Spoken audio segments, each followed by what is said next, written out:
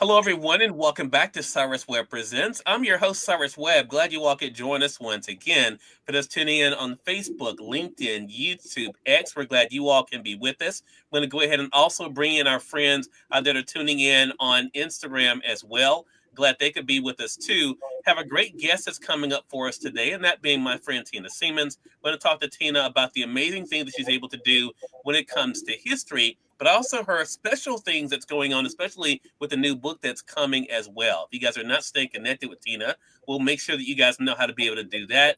Also, we want to welcome those tuning in on Amazon Live as well. Glad you all can be with us for today's broadcast. Tina Siemens is the author of two best-selling books, that being Seminole, Some People Never Give Up, as well as A Little Sandals That Could. You may remember this book was just honored just at the end of 2024 as well by Chosen Pen as well. We're going to talk to Tina not only about this love of history that she has, what it's been like for her to share that with all of us, but also what inspired her newest book as well. I have to tell you, Tina's also featured in the new issue of Conversations magazine that's out now on Amazon. She has a great story that's in there about her own journey, as well as a profile for our Minding Your Business. But Tina, welcome back to the broadcast. Thank you so much. It's always an honor.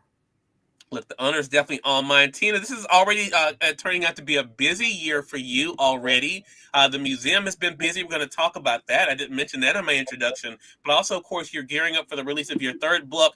Talk to us about history, Tina, because I think a lot of times we don't realize the power and importance of it. What has it been like for you to share your own love of history with the rest of us? History is so important to remember, and it connects us with actual people that made that history. So for every one of us that lives today had a set of grandparents, a set of great grandparents, and so on. So you can go back. I just looked up a piece of history this morning. There's a man by the name of Jakob Hepnut. He was one of two delegates, and he was my sixth great grandpa. And he traveled with Catherine the Great in what is now Ukraine. It was South Russia at the time, selecting the site where the Mennonites would migrate to. So knowing history just connects you with your ancestors in a way that becomes very personal. Yeah, love that.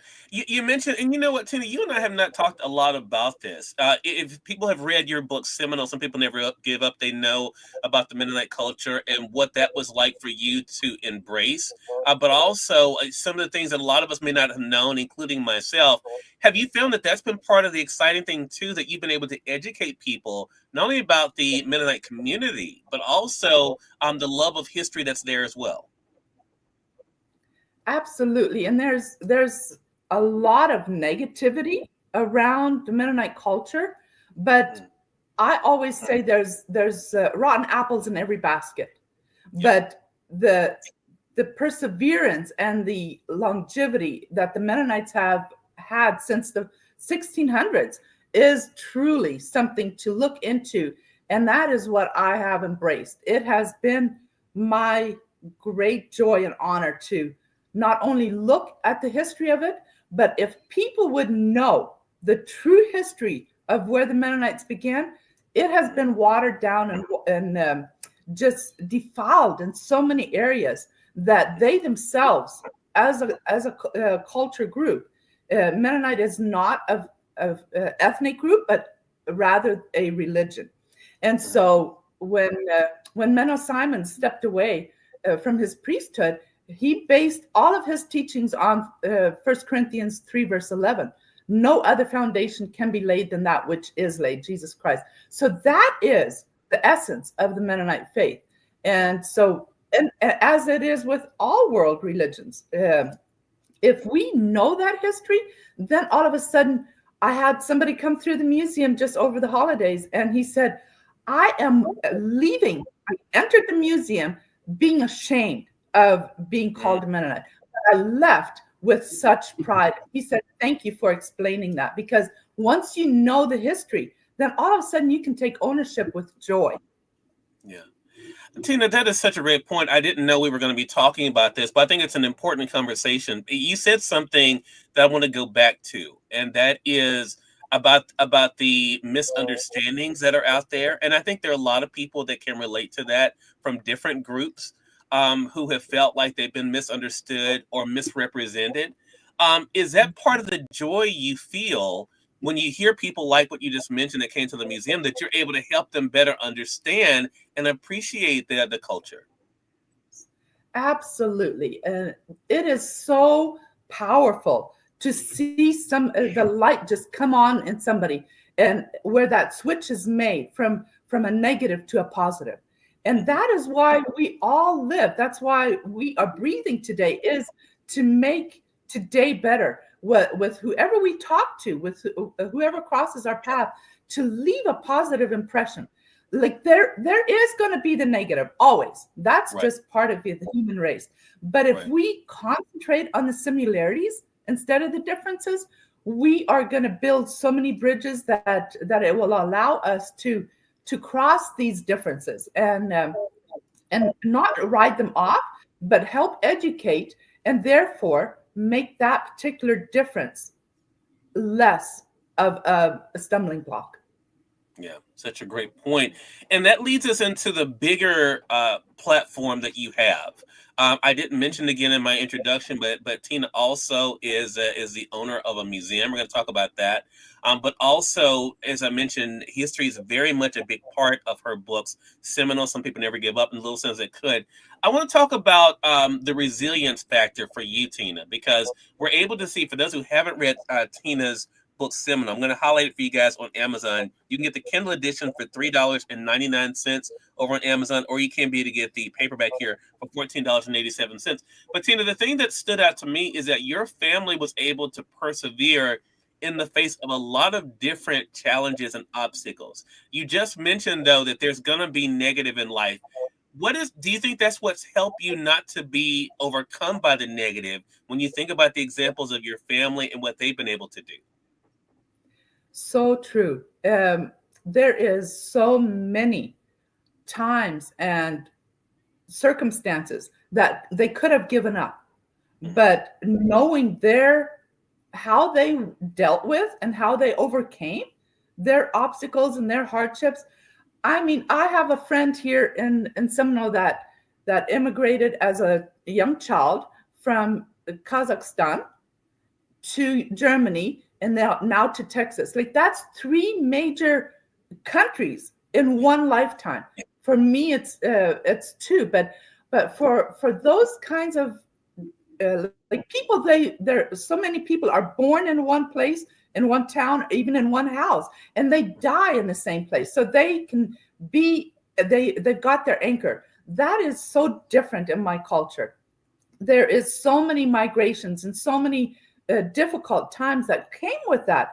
Always learning a new language, always learning a new culture, learning the ways of the new country that they immigrated to. All of these things could have been enough to say, I give up.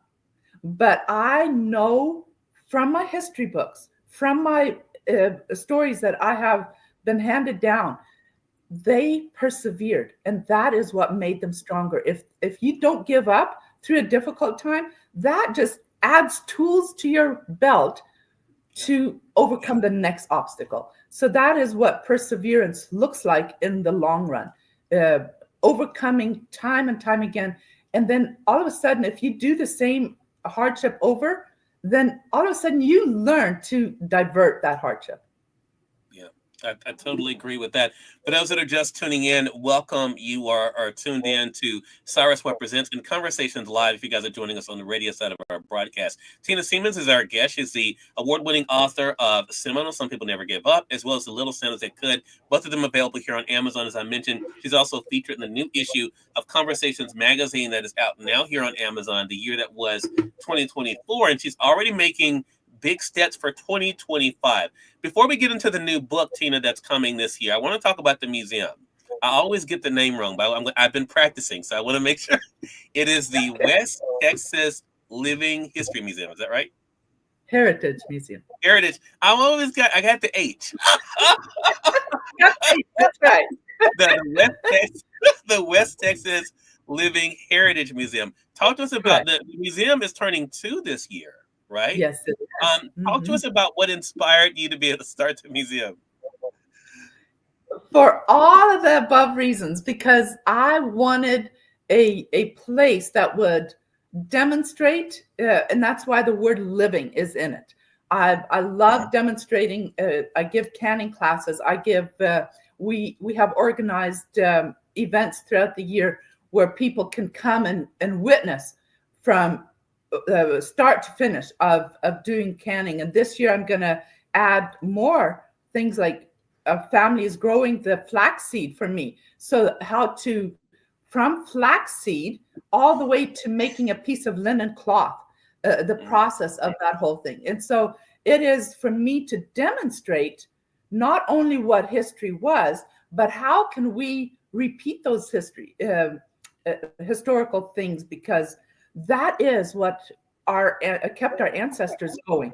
And in the face of disasters, and we have plenty of those in today's world, what are some of these things that if you know the knowledge, you will just be able to go so much further if you have the knowledge of, let's say, electricity should go out. What do you do with all the meats in your freezers? Well, if you attend one of my classes of canning, then you would be able to put that into a mason jar and preserve all of that without it spoiling. Like, and you could do that literally by building a fire outside. So for the museum, that is what I love to not only teach but example how to. And for me, not to just talk about the historical timelines and faces and names that are in our ancestry tree, but what did they do to make a living? And that is what connects people.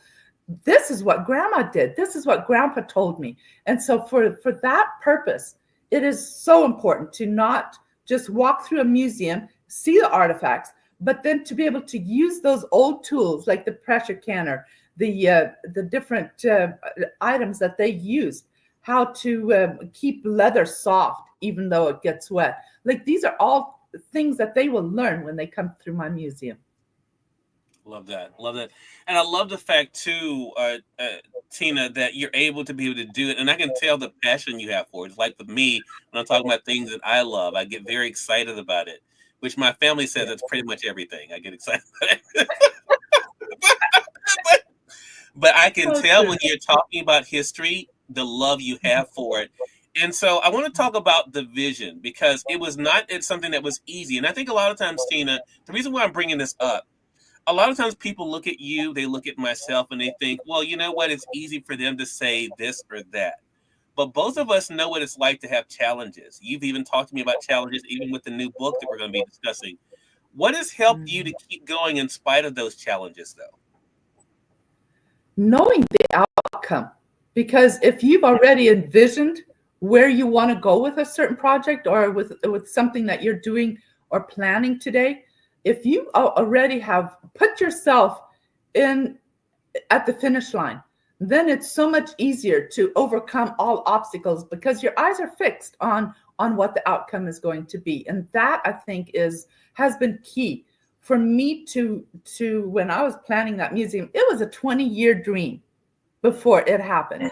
And when because I was always waiting for that perfect building. And I've said before, when that was downloaded through me during prayer, you already have the building, just start where you have, where what you have, then that is so often the key. We think that everything has to be perfect, but no, start with what you have and then build on that. But always keep that finish line in eyesight, because that is what's going to propel you forward and to finishing, moving toward that finish line. Yeah, so true. So that leads us then to the new book. Talk to us about 2025. And this is a book this is a story that you were very excited about. Talk to us about the third book that's coming out, Tina, what inspired it. Well, until I opened the museum, that story wasn't even known to me. That unfolded as I was working through the opening up the museum, because so many of the Native American, the Comanche especially, they were in my area here before any of the white settlers came. And so the wars in Texas and in Oklahoma, all the way to Old Mexico, into New Mexico, the wars that the white people and the different native tribes had when they first immigrated to the West here was horrendous. So much blood was spilled, so much hardships and fear, on all sides, not just the white settlers, but on the natives. Like their land was being invaded. Their buffaloes were shot. People were paid to shoot the buffaloes. And so all of this unfolded. I thought the museum would just be more of my culture, but it became so much bigger. And it happened in small increments where it unfolded. And that's what part of the next book is so powerful. Not only was it that I can now represent the beautiful story of the Comanche Nation and their perseverance, and putting myself into their shoes. They were losing everything that they had known since who knows how many years back, centuries. And now they were losing all of that. But there was one guy, Chief Quanah Parker, who was half white and half Comanche, and he had the vision. Well, instead of always working against the grain, let me be a spokesperson and start building that bridge. And so for me to see that bridge having been built between the Comanche Nation and the white settlers, that was such a huge difference that it caused throughout not just the white settlers, but also the Comanches. And so I'm so excited to bring that next book to you, because when I was researching all of this, not only did I love the story, but I found that one of my third cousins, 3 times removed, was such a key player in opening up what he called the Jesus House. And that church is still in existence 129 years later in Oklahoma today. And so for me to bring this story to the world, I can't wait to start talking about it and showing people once it's online to where they can read it and order it, and we can talk about how powerful that the lessons in this book will be. Love that. Love that. I want to say some hellos to those joining us on IG. Hello to Melon in Phoenix. Good to be able to see you. Alex Marshall. Good to be able to see you, my friend. Dr. Noma McLaughlin. Hello. Good to be able to see you. Hope you're doing well. Princess Diva. Hello to you. Again, our guest has been Tina Siemens. Tina is the award-winning author of Seminole, Some People Never Give Up, The Little Santas That Could, as well as, of course, as I mentioned, she's featured in the new issue of Conversations magazine that is out now. If you guys are joining us on IG, you'll find a link there to be able to get it from Amazon. For those joining us here on Amazon, I'll highlight it for you guys as well. I should also mention Tina is one of the co-hosts of Words I Choose to Live By. Our new season actually starts this week. So I hope you guys will either join us live or be able to catch the replay for that. Tina, another great conversation with you. How can our audience stay connected with you? I'm on all social media platforms as Tina Siemens, or they can email me at seminolethebook at gmail.com. So get in touch with me, ask any questions. I would love to share with you. So again, Tina Siemens on all platforms. Love that. Laser Focused Leadership. I love that name. Hello to you over there on IG. Tina, congratulations to you again. I'm excited about all the great things that are happening already for 2025 and looking forward to our next chat together. Thank you so much again for having me. Hey, glad to do it. And we thank your audience for tuning in to another great segment of Cyrus Webb Presents here on Amazon Live. Again, if you guys are new to us on the Amazon platform, make sure you guys do hit that follow button either here in this corner or down below to stay connected with all of our programming. Our brand new show that is actually being advertised on the back of the magazine is At Home with Cyrus Webb. That is premiering on February the 4th here on Amazon. So I hope you guys will make plans to be able to join us for that. Until next time, though, you all make it a great one. We'll talk to you soon. Take care.